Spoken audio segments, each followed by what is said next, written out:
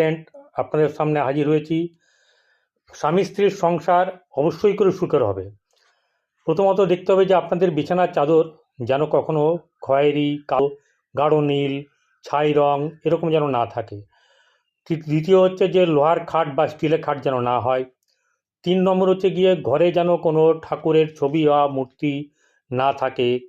4 নম্বর হচ্ছে যে আপনারা উভয়েই আলাদা আলাদা পারফিউম ব্যবহার করবেন স্নান করার পরে এবং শোয়ার আগে। তারপরে হচ্ছে গিয়ে বিছানার যে বসে কিন্তু আপনারা খাওয়া দাওয়া করবেন না। নিজেদেরকে যদি ঠিক রাখতে হয় তাহলে কেউ কাউকে দোষারোপ করবেন না। আরেকটা জিনিস হচ্ছে গিয়ে যদি এত সত্ত্বেও কোনো রকম খারাপ কিছু থাকে অবশ্যই করে অ্যাস্ট্রোলজারকে দেখিয়ে নেবেন।